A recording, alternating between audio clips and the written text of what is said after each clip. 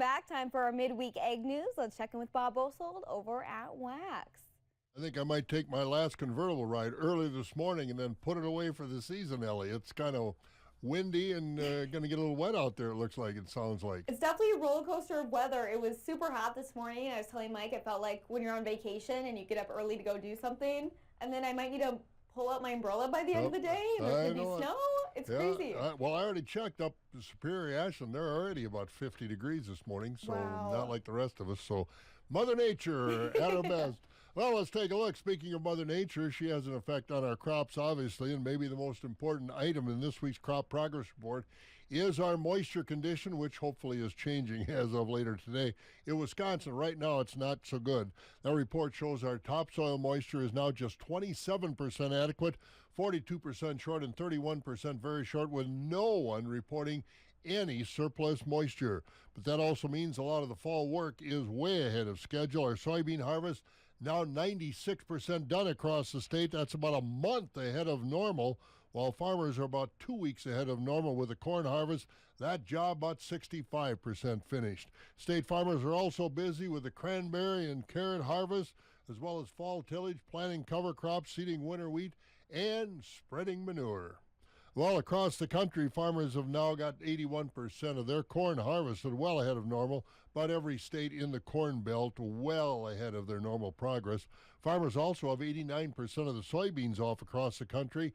80% of the winter wheat is planted. Again, both those chores well ahead of normal. Like here in Wisconsin, farmers across the Corn Belt are hoping the forecast is correct, and we do get that much-needed rain. While U.S. soybean growers aren't getting much good news from South America, our biggest competitors for market share around the world, especially in this report from Argentina, new reports from south of the equator do indicate Argentina may see its largest soybean acreage expansion in over a decade, with Brazil's plantings also expected to grow this year, but not as much as in Argentina. Government agencies in South America say Argentina's planted soybean acres will grow by 7% this year, reaching 44 million acres with a crop projected at 1.9 billion bushels. Most of those new acres will come from areas previously planted to corn. Brazil's soybean acres are expected to grow by just under 3%, reaching 117 million acres, but that would be Brazil's slowest acreage growth for beans in over a decade. Together, those two countries account for about 60% of global soybean production, with Brazil, of course, now the world's largest soybean exporter.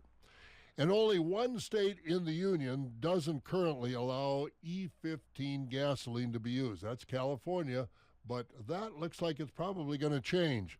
California Governor Gavin Newsom has directed the state's Air Resources Board to speed up approval of E15 across the state. In a letter to the board, Newsom said using E15 would increase the gas supply, lower prices by about 20 cents a gallon, and would not harm the environment. Markets on the Board of Trade were mixed yesterday, as corn was a little higher, concern over this dry weather and eventual yields, and beans a little lower, the big South American crops overnight. December corn was down a fraction at $4.13 a bushel. December wheat up 3 at $5.73. November beans up a nickel, but they're only at $9.70 a bushel. Dairy markets were mixed. Barrel cheese at $1.89 was up 2 cents yesterday. Blocks at $1.89.5 fell a half a cent, and butter up 1.5 cents at $2.69. Going to our Class 3 board, as far as milk prices are concerned, that October Class 3 was down a penny at $22.73. November up 9 at $20.22.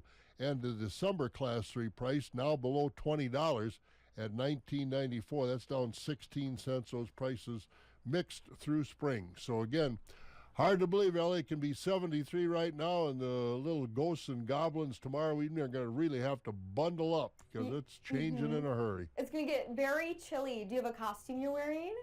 No, I just love to have the little kids come to the door and talk to them and give them all their candy and send them on their way happily. I bet they are just fangirling and fanboying over meeting Bob Bosold. So.